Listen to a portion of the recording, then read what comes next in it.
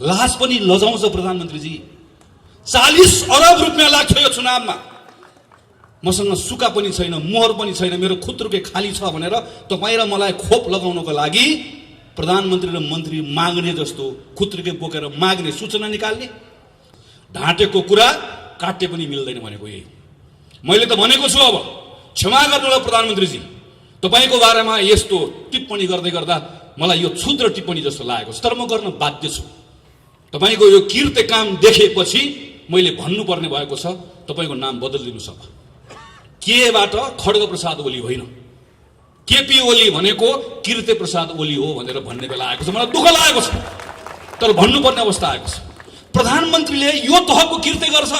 म कमरेड केपी ओलीलाई यही मञ्चबाट प्रश्न गर्छु, यही मञ्चबाट मेरो प्रश्न छ, नागरिकको प्रश्न हो, तपाईँले बताउनुपर्छ।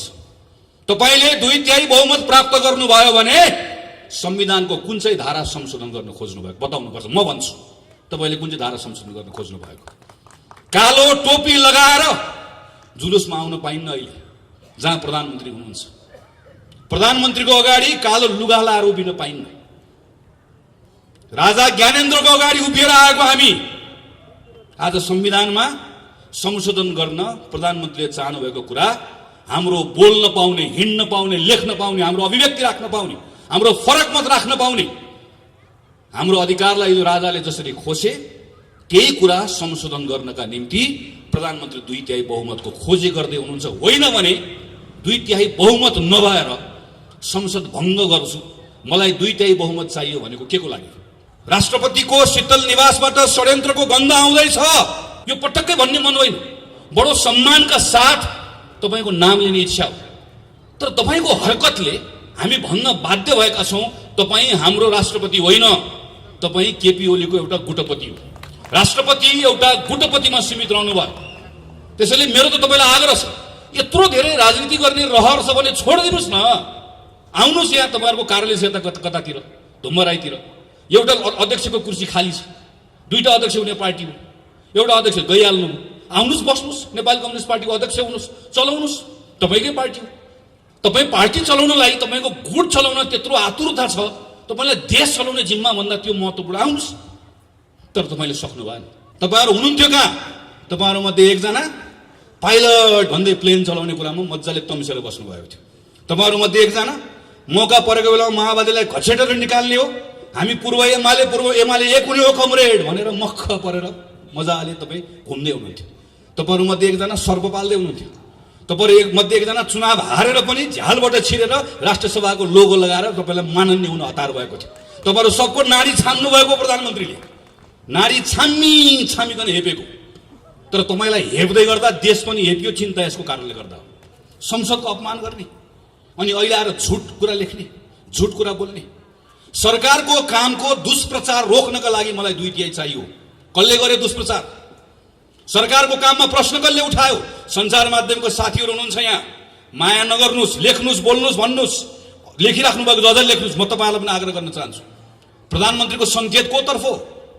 तपाईँको कलमको निभ भाँच्न चाहनुहुन्छ, तपाईँको क्यामेराको लेन्स भत्काउन चाहनुहुन्छ, तपाईँले बोल्दै गरेको ओठमा ताला ठोक्न चाहनुहुन्छ, तपाईँ र मैले चाल्दै गरेको कदमलाई रोक्न चाहनुहुन्छ। होइन भने के को लागि? चित्त बुझ्दैन श्रीमान, चित्त बुझ्दैन। चित्त हाम्रो बुझ्नुपर्छ। न्याय गरे भनेर मात्र हुँदैन, न्याय गरेको देखिनुपर्छ। प्रधानमन्त्रीले त खुल्ला भन्नुभएको छ, मैले अदालत मिलाएको छु भनेर। 5 वर्षका निम्ति नेपाल कम्युनिस्ट पार्टीले गाडी हाँक्ने मौका पायो। नेपाली काङ्ग्रेसलाई भनियो तिमीहरू गाडीको सिटभित्र पछाडिपट्टि गएर बस, हामी थपक्क गएर बस्यौँ। नेकपाले के भन्यो? 5 वर्षको लागि गाडी हाँक्ने सिटमा, चालकको सिटमा प्रधानमन्त्री केपी ओली बस्नुहुन्छ। हामीले भन्यौँ यो तिम्रो कुरा जसलाई राखेर राख, 5 वर्ष छ, गाडी हाँक्न पाएका छौँ, पछाडि बस्छौँ, अनावश्यक हल्ला गर्दैनौँ, दायाँ बायाँ गऱ्यौ भने खबरदार भन्छौँ, तर 5 वर्ष थपक्कसँग बस्छौँ, गाडी तिमीले चलाऊ, गन्तव्यमा पुर्याऊ भनेर भन्यौँ। बीचबीचमा कहिले दायाँ कहिले बायाँ, कहिले यता कहिले उता गर्दै गर्दा खबरदार गऱ्यौँ, सच्याउनका निम्ति दबाब दियौँ, हल्ला पनि गऱ्यौँ, तर भत्काउने बिगार्ने काम गरेन। गाडीको चालकले के गर्यो? अस्ति केही महिना अगाडि हामीलाई भन्यो एकछिन गाडी रोक्छु, तपाईँहरू खानासाना खानुहोस्, एकैछिन रोक्छु भनेर भनेको, खाना हामीलाई पठाएर फर्केर आउँदै गर्दा हेरेको गाडी नै भिरबाट झार्दियो। गाडी नै बाँकी छैन। गाडी किन झारेको भनेर भनेको मसँग धेरै न्यु खोज्यो ढाल्ने भनेर भन्छ। तपाईँले गाडी यसरी झार्न पाउनुहुन्छ भनेर सोधेको, उसले के भन्छ हामीलाई, गाडी झार्न पाइँदैन भनेर कहाँ लेखेको छ?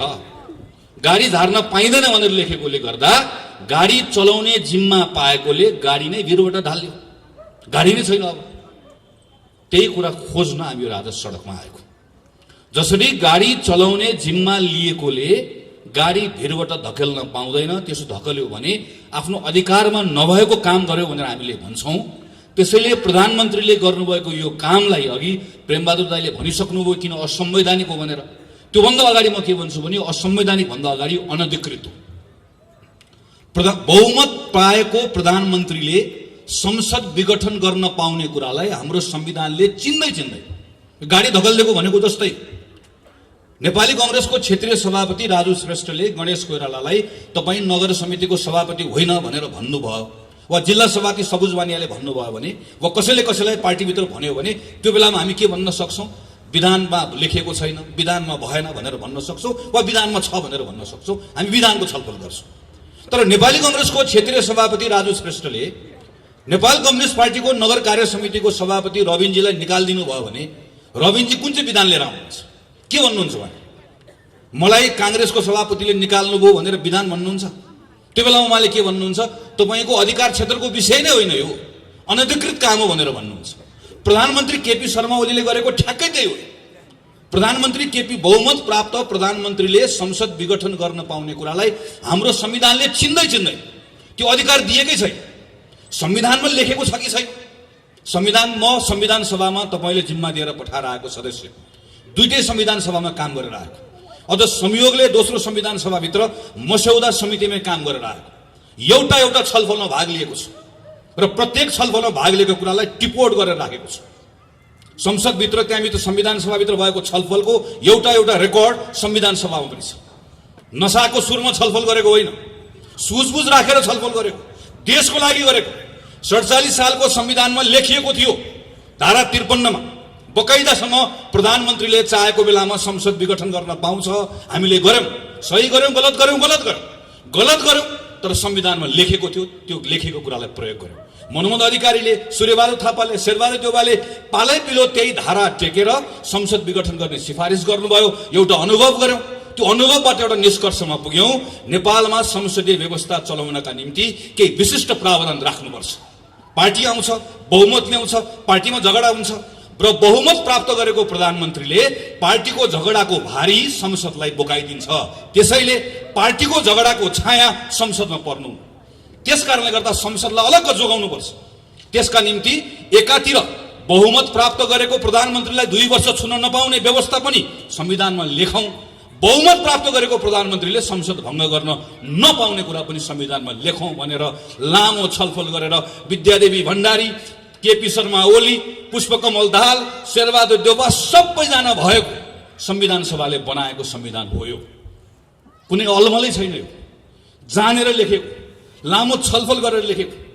यत्रो कुरा लेख्दै पनि, यत्रो कुरा सबै प्रष्ट हुँदै पनि यदि यो संविधान सभाले बनाएको संविधानमा युगमा नलेखेको कुरा सदर गरिन्छ भने त्यो बेलामा संविधानमा एउटा धारा थपिदिए हुन्छ र धारामा प्रष्ट लेख्दै हुन्छ प्रधानमन्त्री सनक्क सन्किएको बेलामा, रिस उठेको बेलामा संसद भङ्ग गर्न पाइनेछ भनेर बगैँचा लेख्दै हुन्छ।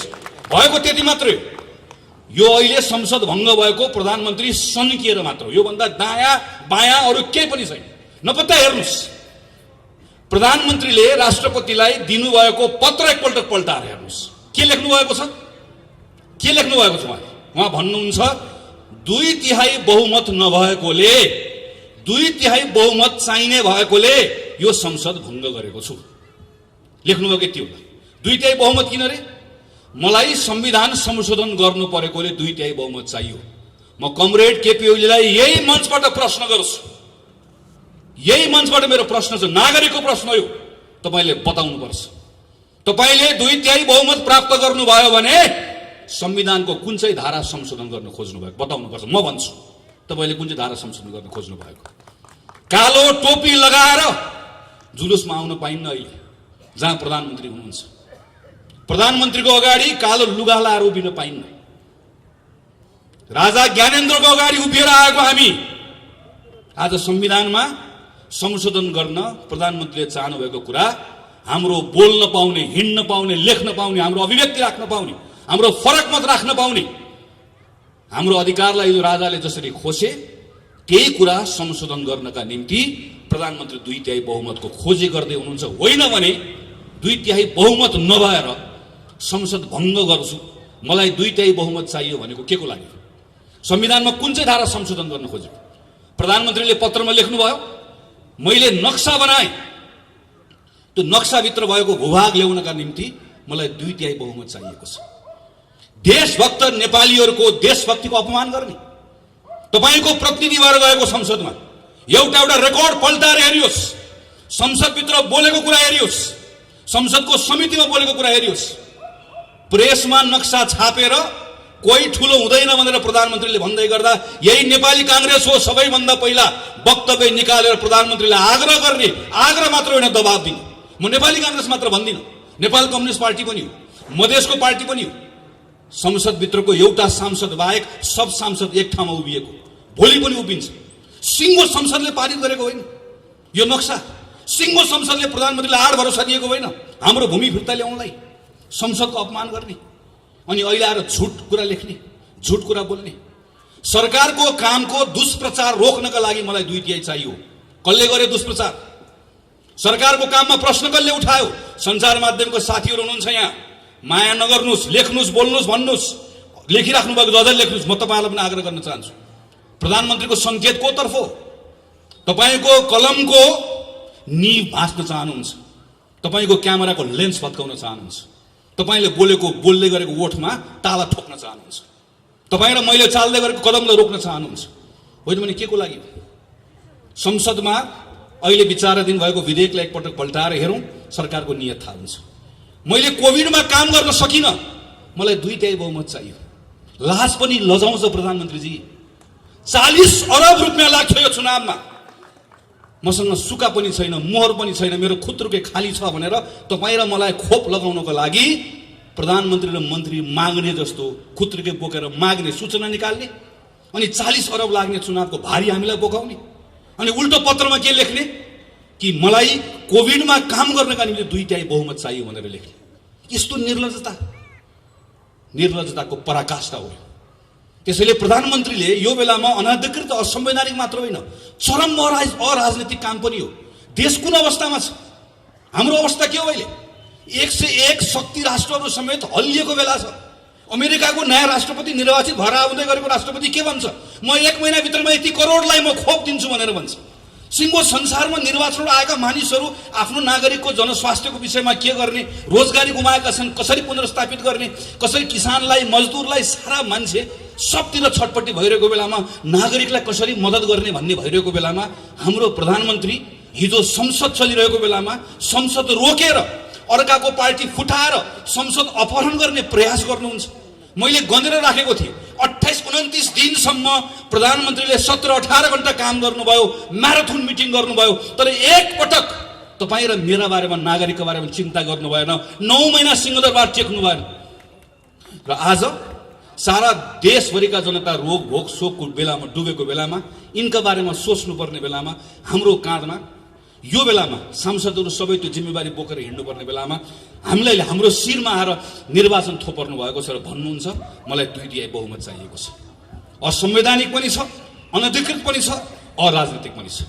यति मात्र छैन, यो किर्ते पनि छ। हामीले हिजो मात्र अदालतको बहस हेर्यौँ, सुन्यौँ।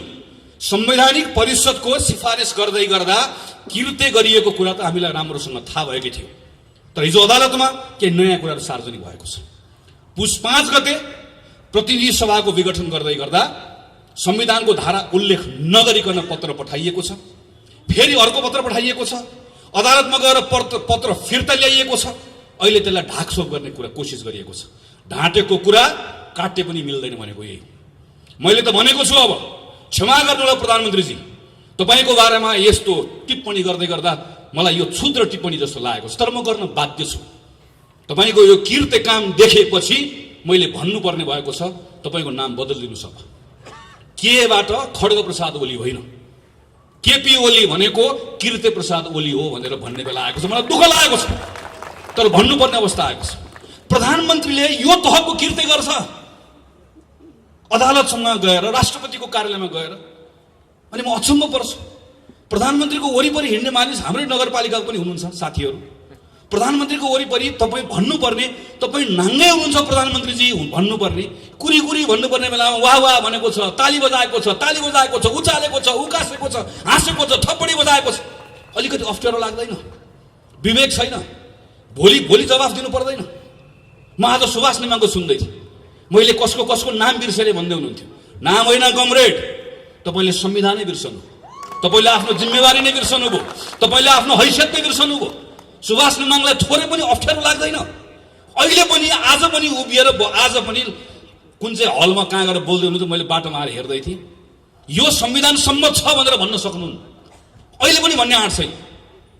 तर पनि आएर यो बेलामा आएर प्रधानमन्त्रीले गलत गरे पनि भन्न सक्नुहुन्न। यस्तो सबै म यसो हेर्छु वरिपरि बसेको मानिसहरू, प्रधानमन्त्रीको टोली। प्रधानमन्त्री त हुनुभयो उहाँको केपी ओली र ओलीको टोली। हाम्रो समस्या यहाँ हो। ओली र ओलीको टोली सँगसँगै अर्को ठुलो समस्या भनेको राष्ट्रपति हुनु। राष्ट्रपतिजी, मैले अस्ति पनि भने कार्यक्रममा, प्रथम नागरिक, हाम्रो 12 आमाभन्दा पनि माथि। राष्ट्रपतिको निवास भनेको शीतल निवासको वरिपरि गइसकेपछि श्रद्धाले शिर झुक्नुपर्ने हो। हाम्रो त्यो सद्भाव हुनुपर्ने हो नि। तब हामी सबैको प्रथम हिजो राष्ट्रपति कुनै पार्टीमा आबद्ध हुन्छ, राष्ट्रपति कुनै व्यक्ति कुनै कोहीसँग नजिक हुन्छ, हिजो काहीँ न काहीँ राजनीतिक पृष्ठभूमिबाट आएको हुन्छ। तर एकपटक त्यो ठाउँमा गएर बसिसके पछाडि, त्यो जिम्मेवारी लिइसके पछाडि त हाम्रो प्रथम नागरिक हो नि। वन्स प्रेसिडेन्ट अलवेज प्रेसिडेन्ट भनेर भन्छ। पूर्व राष्ट्रपति हुँदैन। रामवरण यादव पूर्व राष्ट्रपति होइन, राष्ट्रपति रामवरण यादव। एकपटकको राष्ट्रपति सधैँभरि राष्ट्रपति हुन्छ। अमेरिकामा प्रेसिडेन्ट ओबामा भनेको जस्तै, अमेरिकामा प्रेसिडेन्ट क्लिन्टन भनेको जस्तै हामीले पनि त्यस्तै संस्था निर्माण गर्न खोजेको। तर हेर्नुहोस् त, राष्ट्रपतिको पनि नाम बदलिनु पर्ने अवस्था आयो। मलाई क्षमा गर्नु राष्ट्रपतिजी, दुःख लागेको छ। यो पटक्कै भन्ने मन होइन, बडो सम्मानका साथ तपाईँको नाम लिने इच्छा हो। तर तपाईँको हरकतले हामी भन्न बाध्य भएका छौँ, तपाईँ हाम्रो राष्ट्रपति होइन, तपाईँ केपी ओलीको एउटा गुटपति हो। राष्ट्रपति एउटा गुटपतिमा सीमित रहनु भयो। त्यसैले मेरो त तपाईँलाई आग्रह छ, यत्रो धेरै राजनीति गर्ने रहर छ भने छोडिदिनुहोस् न। आउनुहोस् यहाँ तपाईँहरूको कार्यालय छ, यता कतातिर धुम्मराईतिर एउटा अध्यक्षको कुर्सी खाली छ, 2टा अध्यक्ष हुने पार्टी हो, एउटा अध्यक्ष गइहाल्नु, आउनुहोस् बस्नुहोस्, नेपाली कम्युनिस्ट पार्टीको अध्यक्ष हुनुहोस्, चलाउनुहोस्, तपाईँकै पार्टी हो। तपाईँ पार्टी चलाउनलाई, तपाईँको गुट चलाउन त्यत्रो आतुरता छ, तपाईँलाई देश चलाउने जिम्मा भन्दा त्यो महत्त्वपूर्ण, आउनुहोस्। तर तपाईँले सक्नु भएन। तपाईँ हाम्रो राष्ट्रपति हुन सक्नु भएन। राष्ट्रपतिले सम्मान आर्जन गर्ने भनेको त, आस्था भनेको त जित्ने हो नि बाबा। जबरजस्ती गरेर मलाई सम्मान नै भने भनिदिन्छु नि, अगाडि त भनिदिउँला। तर आस्था भनेको त यहाँबाट आउँछ, हृदयबाट आउँछ नि। तपाईँले गुमाउनु भयो। जसरी प्रधानमन्त्री केपी शर्मा ओली र उहाँको टोली, यसको सबैभन्दा ठुलो यो संवैधानिक अपराधको, यसको कुको सबैभन्दा ठुलो यसको जिम्मेवार हो, यसको साझेदार राष्ट्रपति हो। यो परिस्थिति निर्माण गर्नेमा अर्को ठुलो जिम्मेवारी उहाँले बोक्नै पर्छ। त्यो जिम्मेवारी बोक्ने भनेको नेपाल कम्युनिस्ट पार्टीको अर्को टोली हो। मैले आजभोलि उहाँहरूलाई के भन्ने गरेँ, नेपाल कम्युनिस्ट पार्टी कोष्टमा हामी यहाँ छौँ। उहाँहरूलाई त्यसो गरी चिन्न सजिलो हुन्छ। कसरी चिन्ने नभए नेपाल कम्युनिस्ट पार्टी हामी यहाँ छौँ भनेपछि थाहा हुन्छ हामीलाई। जहाँ अहिले आजभोलि लेखेर राख्नुहुन्छ हामी यहाँ छौँ भनेर। मेरो उहाँहरूलाई धेरै कुरा छैन, मैले खालि उहाँहरूलाई केही कुरा स्मरण गराउने मात्रै हो। भेटेर स्मरण गराउने मन छ, दिनहरू मितिहरू स्मरण गराउने मन छ। हामीले संसदमा लडेको बेलामा तपाईँहरू कहाँ हुनुहुन्थ्यो? आज राष्ट्रपतिले यो भन्दै गर्दा कति पटक भन्यौ तपाईँको अगाडि संसदमा, त्यो बेलामा तपाईँले के गर्नुभयो? राष्ट्रपतिको शीतल निवासबाट षड्यन्त्रको गन्ध आउँदैछ भन्दै गर्दा तपाईँलाई सत्ताको सुगन्ध मात्रै आयो, कहिले तपाईँलाई गन्ध आएन। तपाईँले त्यो बेलामा तपाईँलाई त्यही तातो लाग्यो, न्यानो लाग्यो। हामीले तपाईँलाई कति पटक भन्यौँ सभामुख मात्रै हुनुहुन्छ, उपसभामुखको चयन गरौँ, संसदको बैठक अवरुद्ध गरौँ। उपसभामुख भएको भए आज संवैधानिक परिषदको अवस्था यो हुँदैन थियो। हामीले तपाईँलाई कति पटक भन्यौँ अदालत नचलाउनुहोस्, अदालत चलाउनु भयो। त्यो भन्दै गर्दा तपाईँ कहाँ हुनुहुन्थ्यो? हामीले तपाईँलाई कति पटक भन्यौँ निर्वाचन आयोगको पवित्रतालाई कायम राखौँ। आज मेरो सूर्य कहाँ गयो भनेर खोज्दै हिँड्नु परेको छ। हामीले हिजो भन्दै गर्दा कहाँ हुनुहुन्थ्यो? तपाईँहरू हुनुहुन्थ्यो कहाँ? तपाईँहरूमध्ये एकजना पाइलट भन्दै प्लेन चलाउने कुरामा मजाले तम्सेर बस्नुभएको थियो। तपाईँहरूमध्ये एकजना मौका परेको बेलामा माओवादीलाई घचेटेर निकाल्ने हो, हामी पूर्व एमाले एक हुने हो कमरेड भनेर मख परेर मजाले तपाईँ घुम्दै हुनुहुन्थ्यो। तपाईँहरूमध्ये एकजना सर्प पाल्दै हुनुहुन्थ्यो। तपाईँहरू मध्ये एकजना चुनाव हारेर पनि झ्यालबाट छिरेर राष्ट्रिय सभाको लोगो लगाएर तपाईँलाई माननीय हुन हतार भएको थियो। तपाईँहरू सबको नाडी छान्नु भएको प्रधानमन्त्रीले, नाडी छामिकन हेपेको। तर तपाईँलाई हेप्दै गर्दा देश पनि हेपियो, चिन्ता यसको कारणले गर्दा हो। तपाईँका बारेमा धेरै कुरा भन्नु छैन, अहिले समयले हिसाब गर्छ। आजको चिन्ता भनेको हाम्रो संविधानलाई हेपिएको छ, देशलाई हेपिएको छ, हाम्रो चिन्ता यो। र संविधानलाई हेपिएको बेलामा, देशलाई हेपिएको बेलामा अरू खुद्रा मसिना कुराको हिसाब किताब पछाडि गरौँला। यो बेलामा प्रधानमन्त्री केपी शर्मा ओलीले गर्नुभएको असंवैधानिक कदमलाई, त्यसलाई खारेज गर्ने कुरा नै सबैभन्दा महत्त्वपूर्ण कुरा हो। र यो खारेज गर्ने कुरामा आज सेन्टरमा को छ? अदालत छ। हामी सबै एउटा विश्वासको आँखको साथमा अदालततर्फ हेरिरहेका छौँ। अदालतले न्याय गर्नुपर्छ, अदालतले विवेक पुर्याउनुपर्छ। अदालतमाथि पनि थुप्रै प्रश्नहरू उठेका छन्। ती सबै प्रश्नहरू हामी सडकबाट खारेज गर्न सक्दैनौँ। अदालतको निर्णयले ती प्रश्नहरू खारेज गरिदियोस् भन्ने हामी चाहन्छौँ। अदालतमा हिजो पार्टीमा आबद्ध भएका मानिसहरू पनि पुगेका छन्, पुग्छन्। म त्यसलाई अनौठो मान्दिनँ, अनौठो मात्र होइन, म त्यसलाई स्वाभाविक मान्छु। प्रेमबहादुर दाइ यहाँ हुनुहुन्छ, आज काङ्ग्रेसको नेता हुनुहुन्छ, मभन्दा पहिलादेखि नेपाली काङ्ग्रेस पार्टीमा लाग्नु भएको वरिष्ठ अधिवक्ता हुनुहुन्छ। तर यो हामी प्रेमबहादुर दाइहरूले सिकेको, हामीलाई सिकाएको कुरा यही हो, जवाफ दिनुपर्छ। पत्र कहाँ गयो? अदालतमा दर्ता भएको पत्र सरकारले कसरी लिएर गयो? दोषीको हो, दोषीलाई दण्ड दिनुपर्छ। होइन भने यसलाई खालि यताउता पन्छाएर मात्रै चित्त बुझ्दैन श्रीमान, चित्त बुझ्दैन। चित्त हाम्रो बुझ्नुपर्छ। न्याय गरे भनेर मात्र हुँदैन, न्याय गरेको देखिनुपर्छ। प्रधानमन्त्रीले त खुल्ला भन्नुभएको छ, मैले अदालत मिलाएको छु भनेर। हामी अदालतको सम्मान रहोस् भन्ने चाहन्छु। अदालतलाई हाम्रो संविधानले सर्वोच्च अदालत भनेर मात्र चिन्छ। सम्मानित अदालत त हामीले बनाएको। सम्मान भनेको मैले फेरि भन्छु आर्जन गर्ने हो, जबरजस्ती कहीँबाट सम्मान आउँदैन। त्यो सम्मान नगुमोस्, अदालतको साख नगुमोस्। यदि अदालतको साख गुम्यो भने त्यसपछि हाम्रो अदालतको नाम सर्वोच्च अदालत होइन, सेटिङ अदालत हुन पुग्छ। त्यो नहोस् भन्ने हाम्रो चाहना हो। किनकि विश्वास हो, भरोसा हो। सबैभन्दा बढी अदालतप्रतिको विश्वास र भरोसा हाम्रो छ। त्यस कारणले गर्दा चिन्ता हाम्रो छ। यो चिन्ताले भनेको यो अदालतप्रतिको सम्मान, त्यो सम्मानको कारणले गर्दा भनेको। त्यसैले आदरणीय साथीहरू, आदरणीय अग्रजहरू, यो बेलामा यस कारणले गर्दा नेपाली काङ्ग्रेस सडकमा आएको छ। एउटै प्रश्न बोकेर आएको छ, एउटै विचार बोकेर आएको छ, एउटै मन लिएर आएको छ। कोही अल्मलिनु पर्दैन।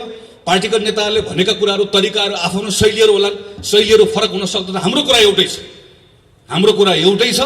र हाम्रो त्यो कुरा भनेको प्रधानमन्त्रीले गर्नुभएको काम असंवैधानिक हो। त्यस कारणले गर्दा आजको दिनमा असंवैधानिक कदम खारेज हुनुपर्छ र संविधानको पुनर्स्थापना हुनुपर्छ। यहाँ त संविधान चलाइएको छ, संसदको पुनर्स्थापना वा निर्वाचन यो त गौण कुरा हो। यहाँ मुख्य कुरा भनेको संविधानको पुनर्स्थापना। संविधान ठिक ट्र्याकमा आइसकेपछि संसद आउँछ, संसद पुनर्स्थापना हुन्छ। पुनर्स्थापित संसदले देशलाई फेरि लाने निर्वाचनमै हो। देश ढिलो चाँडो निर्वाचनमै जान्छ। त्यो निर्वाचनबाट नयाँ जनादेश आउँछ। त्यही नयाँ जनादेशले फेरि सबै कुरालाई ठिकठाक ढङ्गले सम्हाल्छ। तर त्यहाँसम्म पुग्नका निम्ति जाने बाटो ठिक हुनुपर्छ। र त्यो जाने बाटो भनेको विधिको बाटो, प्रक्रियाको बाटो। त्यो विधिको बाटोबाट, प्रक्रियाको बाटोबाट जाँदै गर्दाखेरि यो बेलामा जाने जम्मा एउटा बाटो छ। सर्वोच्च अदालतप्रतिको हाम्रो विश्वास छ, हाम्रो भरोसा छ। प्रधानमन्त्रीले जे कुरा भन्नुभएको भए पनि, बाहिर जे हल्ला चलेको भए तापनि ती सारा कुरालाई अदालतले खारेज गरिदिन्छ र अदालतले न्याय गर्छ, अदालतले विवेक पुर्याउँछ, संविधानको पक्षमा उभिन्छ र त्यही निर्णयबाट संविधान सच्चिने काम हुन्छ। आदरणीय साथीहरू, यो बेलामा काङ्ग्रेस यस कारणले गर्दा पनि अरू बढी चिन्तित हुनु परेको छ। किनकि संविधानमाथि प्रश्नहरू उठ्दै गर्दा संविधानको धाराहरूमा त चलाइएको हुन्न, संविधानप्रतिको विश्वास पनि चलाइएको हुन्छ। 15 सालमा संविधान बन्यो, 17 सालमा राजा महेन्द्रको महत्त्वाकांक्षाले खायो। राजा महेन्द्रले महत्त्वाकांक्षा नराख्नु भएको भए आज हामीसँग 60 वर्षको संसदीय प्रजातन्त्रको इतिहास रहन्थ्यो र आज संवैधानिक राजतन्त्र पनि रहन्थ्यो। केही फरक पर्दैन थियो। हामी संवैधानिक राजतन्त्र भएको, संसदीय प्रजातन्त्र भएको, एउटा परिपक्व हाम्रो राजनीतिक आर्थिक संस्थाहरू भएको, लोकतान्त्रिक संस्थाहरू भएको नेपाल एउटा विकासको अर्को चरणमा पुगिसकेको देश हुन्थ्यो। यो पुस्ताको नेपालीहरू काम खोज्नको लागि कतार इजरायल जानु पर्दैन थियो। हाम्रो 30औं वर्ष खेर गयो। 46 सालपछि अघि सभापतिले चर्चा गर्नुभयो, म त 48 सालको एसएलसी दिएको मान्छे। 46 सालको आन्दोलनमा त क्लास 9 मा पढ्थेँ। प्रजातन्त्र जिन्दाबाद भन्दै भन्दै बाहरू सबै हामी पनि हिँड्यौँ। सबै कुरा बदलिन्छ भन्ने लाग्यो। गल्ती हामीले पनि गर्यौँ, कमजोरी हामीले पनि गर्यौँ। महामारीको दुस्साहस, यत्रो मानिसहरू मारे अनाथ, दरबारको षड्यन्त्र, फेरि गयो 10-15 वर्ष खेर। 65 सालपछि फेरि आयो। यो पनि त 12-13 वर्ष भइसक्यो। 10 वर्ष लाग्यो। राजनीतिक संक्रमणको नाममा एउटा संविधान सभा आयो, भङ्ग भयो, यो भयो, त्यो भयो, बल्ल बल्ल संविधान आयो। अब एउटा मान्छेलाई सनक छोले भत्काइदिने अब। अनि वैशाखपछि के गर्ने अब? संविधानले त बाटो देखाउँदैन। अनि फेरि अर्को एउटा कोर्समा जाने, फेरि एकपटक फेरि प्रजातन्त्र गुमाउने, अनि अलि वर्षपछि अर्को पुस्ता आउने, अनि त्यो बेलामा फेरि हामी सिनियर हुने, त्यो पुस्ताले आएर फेरि उसले आएर फेरि आन्दोलन गर्ने, अनि आन्दोलनबाट फेरि प्रजातन्त्र पुनर्स्थापना हुने, घुमिराख्ने हामी के अगाडि बढ्ने हो? हाम्रा कति विषयहरू छन्, हाम्रा कति मुद्दाहरू छन्, यी तमाम विषयलाई सम्बोधन गरेर अगाडि बढ्ने होइन। त्यस कारणले गर्दा यो संविधान चलाएको कुरालाई सामान्य रूपमा नलिउँ। म खास गरी तन्नेरी साथीहरूलाई आग्रह गर्छु, जेनेरेसनको कुरा हो यो। मैले देखेको छु मेरो आँखा अगाडि मेरो जेनेरेसन, जसले योभन्दा फरक ढङ्गबाट सायद योगदान पुर्याउन सक्थ्यो होला। गयो नि हाम्रो 15-20 वर्ष, अर्को जेनेरेसनको जान्छ। नेपाललाई यही अवस्थामा राख्ने हो कि अगाडि लिएर जाने हो? मलाई म मात्र होइन, हामी सबै चाहन्छौँ, सायद होइन पक्कै पनि हामी सबै चाहन्छौँ हाम्रो जीवनकालमा हाम्रो देश बदलिएको हेर्न चाहन्छौँ नि। हामी यस्तो परिचय भएको नेपाल चाहन्नौँ नि, यो बदलेको चाहन्छौँ, विकासको अर्को चरणमा पुग्न चाहन्छौँ। यसरी पुगिन्छ, पुगिन्न नि। त्यसैले अहिले जहाँनिर यसलाई रोक्ने प्रयास भएको छ, यसबाट बचाउनुपर्छ। हेर्नुहोस्, जब शासकहरू कमजोर हुन्छन् त्यो बेलामा तिनले जनताको भावनासँग खेल्न थाल्छन्। कोही धर्मको नाममा खेल्छन्। हेर्नुहोस् त कहिलेकाहीँ मान्छे त कोही के भनेर आउँछ, जसले हिजो मौका पाएको बेलामा हाम्रो मन्दिरको मूर्ति छाडेन, उसले तपाईँ र मेरो मन्दिर जोगाउँछु भनेर आउँछ, तपाईँ र मेरो धर्म जोगाउँछु भनेर आउँछ। हाम्रो धर्म यति कमजोर छ। अनि हामीलाई कहिलेकाहीँ लाग्छ हो हाम्रो बा खतरामा पऱ्यो, यसले जोगाइदिन्छ कि, हामीलाई लाग्छ। कहिले हाम्रो जात जोगाउँछु भनेर आउँछ, अनि अर्को को आउँछ, कहिले देश जोगाउँछु भनेर आउँछ। नक्सा बनाएको बेलामा म सम्झन्छु, जब भारतले एकतर्फी नक्सा बनायो, हामी सब बोल्यौँ, काङ्ग्रेस कम्युनिस्ट सबै बोल्यौँ। म अहिले पनि प्रधानमन्त्रीलाई आरोप लगाउँदिनँ। प्रधानमन्त्रीले तुरुन्तै नक्सा नबनाउँदै गर्दा सायद देशको प्रधानमन्त्रीले हामीले भन्दा फरक ढङ्गले सोच्नुभयो होला। उहाँले सोच्नु पनि पर्छ। यसलाई हामीले सडकको विषय बनाएन, हामीले उहाँमाथि दबाब दियो, एउटा आधार उहाँलाई दियो, नक्सा बनायो। आज हामी के चाहन्छौँ, नेपालको जोसुकै प्रधानमन्त्री होस्, अब हामी भारतसँग यो विषयका सन्दर्भमा हामी समान सम्बन्धका आधारमा विषयलाई टुङ्ग्याउन चाहन्छौँ। भारतसँग पनि त्यही हो, चीनसँग पनि त्यही हो, अमेरिकासँग पनि त्यही हो। हाम्रो विदेशसँग हुने सबै सम्बन्धहरू समानताका आधारमा हुनुपर्छ र नेपाल यो ठाउँमा एक ढिक्का भएर उभिनुपर्छ भन्ने चाहन्छु। तर हेर्नुहोस् त यो विषयलाई, कहिले नक्सा बनाएकोले मलाई मेरो पार्टीबाट निकालिदिन खोज्यो, नक्सा बनाएकोले मलाई प्रधानमन्त्री बदलिदिन खोज्यो, नक्सा बनाएको कारणले गर्दा मलाई घेराबन्दी गरेर अलिकति अप्ठ्यारो लाग्दैन? अनि यसो भन्दै गर्दा प्रश्न गर्नु पर्दैन? प्रत्येकले प्रश्न गर्नुपर्छ। हेर्नुहोस्, यही अस्ति मैले हेरेँ, मलाई छक्क पर्छु कहिलेकाहीँ।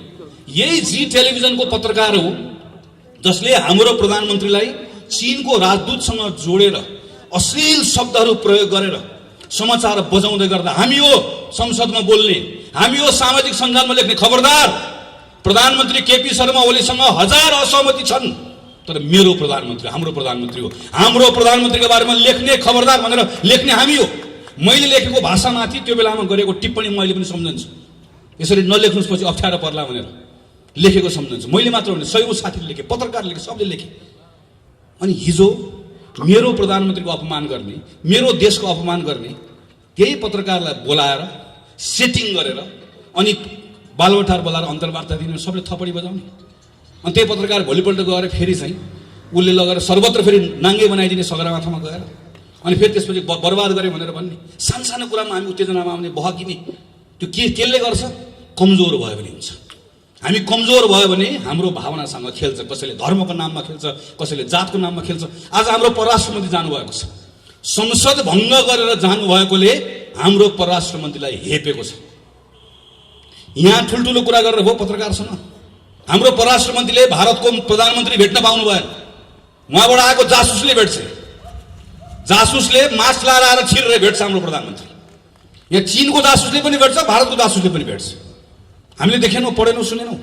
तर हाम्रो परराष्ट्र मन्त्री भारत भ्रमणमा जाँदै गर्दा भारतको प्रधानमन्त्रीलाई भेट्ने समय पाउनु भएन। यसो भन्दै गर्दा खुच्चिङ म भन्दिनँ, दुःख लागेको छ। र यो कुरालाई हामीले मनमा लिएका छौँ। भोलि हामी यसको हिसाब किताब गर्छौँ, हामी मिलेर गर्छौँ भन्छौँ नि। हामी यसलाई हाम्रो घरभित्रको हाम्रो जनमत निर्माण गर्ने कुरामा प्रयोग गर्दैनौँ, गर्नु पनि हुँदैन। धर्मको कुरा, जातको कुरा, देशको कुरा खेलाची कुरा होइन र यसलाई मौका पाएको बेलामा अर्काको विरुद्ध प्रयोग गर्ने कुरा पनि होइन। तर यिनै कुराहरूलाई प्रयोग गर्न खोजिएको छ। त्यस कारणले गर्दा बोल्नुपर्छ साथीहरू, भन्नुपर्छ। त्यसैले म तपाईँहरू सबलाई आग्रह गर्छु, कोही अलमलमा रहनु पर्दैन। एउटा ठुलो षड्यन्त्र देशमा, ठुलो षड्यन्त्रमा यसलाई हालिसक्यो, अँध्यारो सुरुङमा हालिसक्यो। मैले त सुनिरहेको छु, प्रहरी चलाउने, सेना चलाउने थुप्रै हरकतहरू अरू केही दिनमा गर्न खोजिँदैछ भन्ने कुराहरू सुनिराखिएको छ। यी सब कुराहरूमा हामीले रोक्नुपर्छ। हामीले अहिले बोलेनौँ भने पछि इतिहासले हामीलाई सराप्नेछ। हामी अहिले बोल्यौँ, एक ठाउँमा आयौँ, एक ढिक्का भएर बोल्यौँ, ठिक ढङ्गले उभियौँ भने छोडिदिनुहोस्, चुनाव आफै हुन्छ। चुनावमा परिणाम हाम्रो पक्षमा आफै। जनता विवेकी छन् नि, उनले हेरिहाल्छन् नि, उनले मूल्याङ्कन गरिहाल्छन् नि। यो बेलामा नेपाली कङ्ग्रेसले आफ्नो धर्म निर्वाह गरिरहेको थियो, कर्तव्य पुरा गरिरहेको थियो भनेर भन्यो भने जनता समय आएको बेलामा हामीसँग आउँछन्, उभिन्छन्। हाम्रो कर्तव्य यो बेलामा त्यस कारणले गर्दा गाउँमा जाने, टोलमा जाने, सबैतिर जाने गरेर गएर बताउने मात्र होइन, भरोसा पनि दिने। काङ्ग्रेस रुने होइन, काङ्ग्रेसले यो बेलामा ढाडस दिने हो, भरोसा दिने हो। जनताको बीचमा प्रधानमन्त्रीले असंवैधानिक कदम चाल्नु भएको छ, तर हामी सच्याएर छाड्छौँ भनेर भन्ने हो। प्रधानमन्त्रीले देशलाई अँध्यारो सुरुङतर्फ धकेल्न खोज्दै हुनुहुन्छ, तर हामी रोकेर छाड्छौँ भन्ने हो। प्रधानमन्त्री र नेपाल कम्युनिस्ट पार्टीले जनताको मतको अपमान गर्यो, अपमानको बदला लिएर छाड्छौँ भन्ने हो। हामीले हिसाब किताब गरेर छाड्छौँ भन्ने हो। हामीले त्यो आड दिने हो, त्यो भरोसा दिने हो। काङ्ग्रेसको साथीहरूले एउटा ताकत आफूमा पनि राख्ने हो, जनतालाई पनि एउटा आड भरोसा दिने हो। यो काममा तपाईँहरू सबै लागिराख्नु भएको छ।